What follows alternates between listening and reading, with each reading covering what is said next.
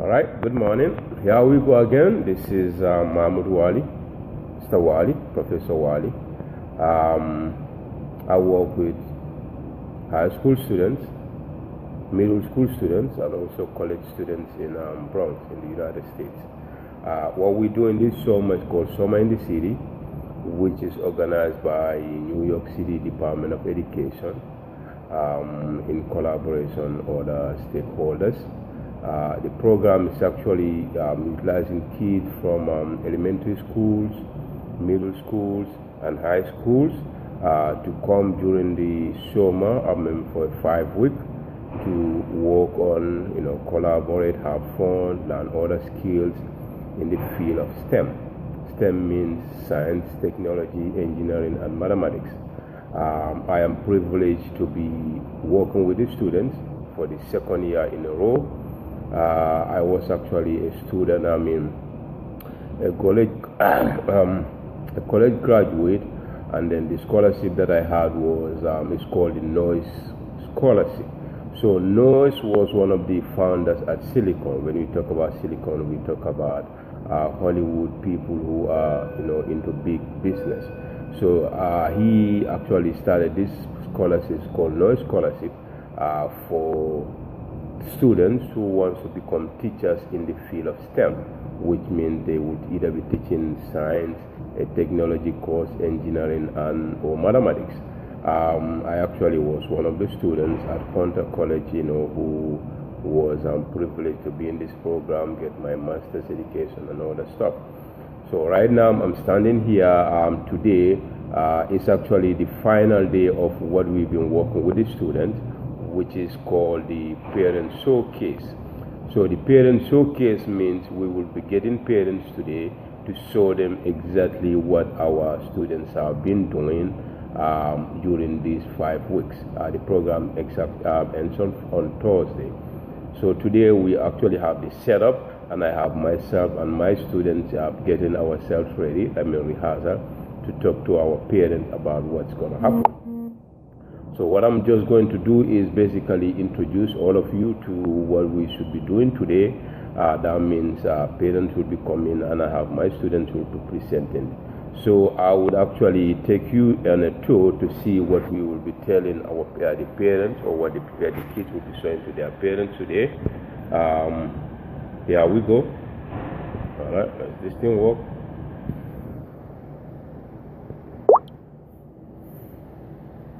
All right, so if you can see, this is the setup of my classroom ready for the parent showcase. I will get you guys later on to see the details of everything. So as you can see on my door, this is parent showcase, designed by students. There will be presentation on robotics. 2 students, one is Diego and then Amir. Then number 2, we'll be talking about vertical farms, Amy and myself, Mr. Wali. And then bio-inspiration, which will be Luanda and Talia. I always emphasize the importance of girls in STEMs. So in my class, we got 50% boys and 50% girls. Just that some of them didn't show up actually, because I had 10 students, 5 of them were girls, and then the other 5 were boys. So once the parents show up today, so this is what we're gonna do with them. So this is the entrance. It's called Welcome Parent Showcase with Mr. Wali, and then the students. Then the activities will be robotics, the 3 B's, which is the brain, body, and then the behavior. Then we're going to talk about vertical farm, which is an engineering process, and then the bio-inspiration, which is also engineering process. So if you come in here, so this is going to tell them who's going to be doing what presentation. So robotics, Diego and Amia, vertical guardians is Amy, and myself, Mr. Wali, because some of the students are absent today, and bio-inspiration is Luanda and Talia. So the same thing we usually go through, which is talks about the engineering process, because we remember we're going to have 3 activities to talk about. And what those process entails. We want the parents to know, and then I'm also tell them exactly how I've been running my programs. Usually in the morning we do robotics, in the afternoon we do engineering. So when it comes to first, we're gonna start with robotics, like you can see. So the students will actually be showing to their parents some of the creations that they make. This is actually a Xena. So today the presentation is a little bit different because actually the kids, we are able to connect their robots to their to an iPad. So that means there's an app. We are able to walk into this remote control that actually help you work with your robot. So like this one here, so it's gonna use his app to actually navigate the robot. You know, when they come in, they're gonna show us what's happening, how they're gonna do it. But that means they're gonna be actually using their tablet. These are Apple iPads. This is the mini, so every student has one of those, and then they make their robot. So got student, they're gonna show this is a Xena. This one here, the kids make, is called a Xena. This is the stair climber. This is a robot that can actually climb stairs, you know, like staircase going from up to down. There's another third one. I just want to show you for what this is called, the elephant. You can see the mighty elephant. So it takes a whole bunch of pieces. So they have to walk around about like 1,000 pieces to put some of these stuff here. So this is the cases that they are using, because it's 5 different groups. Usually this is teamwork, so 2 students, we are working on a set. This is one is a set, so one has 541 pieces, the other has 831 pieces. So this is the sets they put together in order to work on some of these projects. So that's the robotics part. Then the other part is, you know, the other 2 kids is going to talk about is bio inspirations. If you actually look at my Facebook this week, there was this story about armadillo. It's an animal that actually has a bulletproof. You know, we are told that like somebody shoot an animal from Texas and then the blade come back.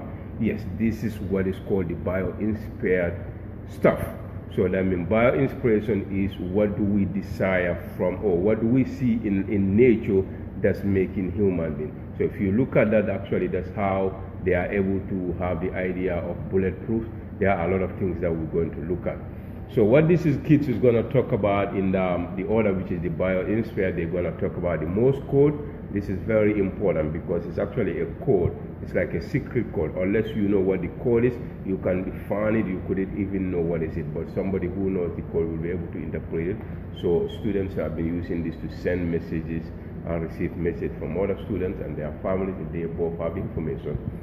And then here, our kids also, they were able to use a battery and a light. So now their responsibility was to work on a switch. You know, think about your light bulb. You can turn it on and off. So that means this light bulb will control, you know, it's a switch, it goes. So now these kids, they have the bulb and also they have the battery. So their responsibility was to create a switch. But it says that you have to be 2 meters away from the light and the bulb for you to be able to put the light on and off. So they actually successfully did that. We have some projects, and they also work on bio-inspired bags. That means if you are like a secret agent, you are in a place, what kind of bags you will wear so that it is camouflage within the environment. Or if you have a soccer player, what kind of bag will you use so that it is actually within the environment, like you will be unnoticed. So the kids actually come out with stuff here. This is actually their drawing. I'm going to show you, because what we're doing today is to match if the kids actually got those right. So they are supposed to, so the first one supposed to be a soccer player. So that means if this guy has, you know, the first one, if you have a soccer player, you have this bag, if you leave it in the field, it will be unnoticed, like it blends with the environment. So the second one, the black one, is actually a secret agent or a sniper. If somebody is hiding or in the dark, this is the kind of bag they are going to use so that nobody will be able to see them. So over here, this kid actually is a tennis player. So this is their bag. They need to be able to blend it with the environment. So over here, I will actually show you the real picture. But this one was actually a beach, you know, like somebody playing in a volleyball by the beach. They should have a bag that actually blends. So if you look at it, this looks like the sky and this looks like the sun. So this one is actually somebody in the forest. like you're trying to take pictures of animals so that you are not unnoticed. So they actually make a picture of exactly what they saw. I'll show you the actual pictures and what they're trying to do. So over here is also somebody who, should be in the forest, like you want to take pictures of animals unnoticed. If you look at the T-shirts here, this one is crazy, because this project is about, if you are a soccer player, or it's actually a request from somebody is the roller skater. So they asked my class to produce like a uniform or a jersey that they can wear, so that if somebody bombed them in the stomach, like they wouldn't be hurt. So if you look at this is, if you wear this is actually this section with will be right at the stomach. So they put like a plastic plate. So if you hit this, that means you wouldn't be touching. So this is actually a body support. Another creation. So this other creation is inspired, what we learn from other animals. So they think about like how the porcupine or the other stuff will have other scales on top of their body, but it's actually a hard covering. So this is supposed to protect. Some students did this. We got some cool ones. This is gonna prevent your stomach. So like if somebody bump you, like a soccer player, somebody bump you with their arm into your stomach, you wouldn't be hurt. This is another one here. So this is called the bio-inspired. So we actually, let me show you the real pictures, what they're supposed to based on those drawings. So here, this is, I'm gonna show you this. This is actually some pictures. We have 1, 2, 3, 4. They actually did something. This is also about camouflage. So if you are in this forest, what kind of material you should wear so that you will be unnoticed. So if you really have 4 sections, so you have 1, 2, 3, 4. So they actually paint something that's gonna blend with this. So this is the other stuff I was talking to you. So this is the sniper or a secret agent. So the black bag that they make to be in this environment. So the green one was the soccer player. I mean, if you have that bag in here, nobody will be able to notice. So if you think about the other one, the blue and then the kind of white background, I mean, if somebody's a tennis player, if you leave that back, it will be unnoticed because it's gonna blend with the environment. So there was another green stuff like that, and then this is the photographer. So if they're taking photograph, they don't want anybody to see them. So this is actually the bio-inspired activities. This was the second project the kids are working on. The third one that we're going to look at is here. This is called the vertical farms. I think we talked about the other day. So the vertical farms is actually about, if you're living in the city, like we have so many people. So think about, the tall buildings. So we're thinking about trying to do a farm in the city. So we just can't have a piece of land because it's, per square is really expensive. So that means if you have a piece of land, you need to build a tall story building. So this is the whole idea of vertical farms, where you'll be able to plant crops one on top of each other. So this is the vertical farm. So this is the first steps they did. This is called the window garden. And then they actually take that into more by building what is called, this is actually the vertical farm. So think about this is as our story building right here now.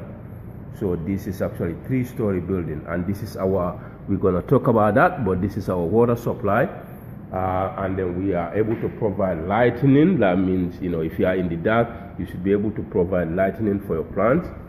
So this is actually the lighting project where the kids are also working on.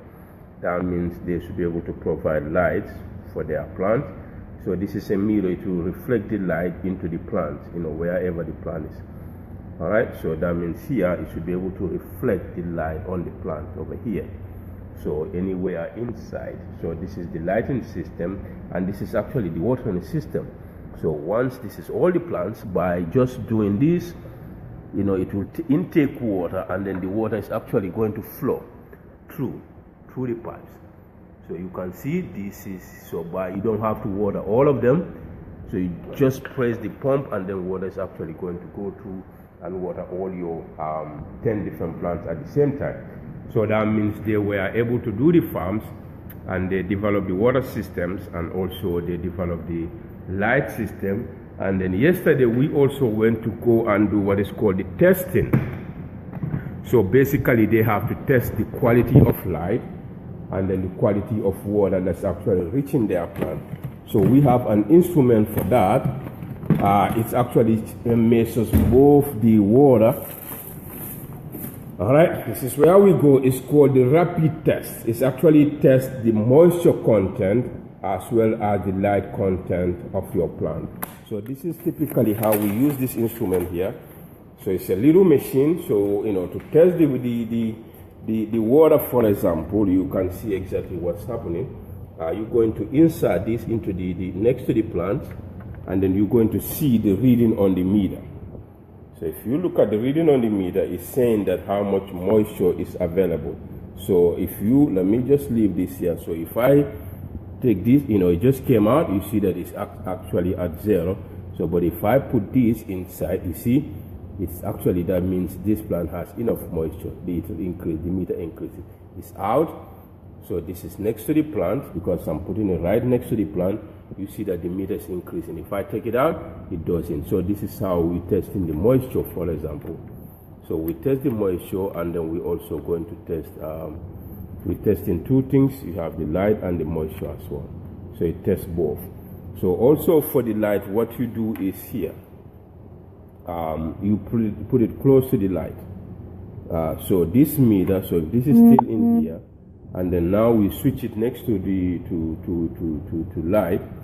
So I mean, when light is in here, all right. So this is about testing for the light. I hope this. So you usually put the light at the meter end. So it's actually going to move from. It just looks like the switch is out of place, but it's actually going to move. That means as you get more light, the meter is going to move. That means it's actually getting enough light too. So this is how the kids have been testing every morning to come and see whether the plants have enough water, and also whether the light is actually reaching the plant. So this is what we've been doing. So so parents will be coming later today, and then we're going to show them all that we've been doing with the kids, so that the kids would actually be here talking to their parents, and then they will be answering questions. So right now they're on their lunch break, but the classroom is all set up to receive parents, and also the students who will be doing demonstration. I'm just here to give you guys everything as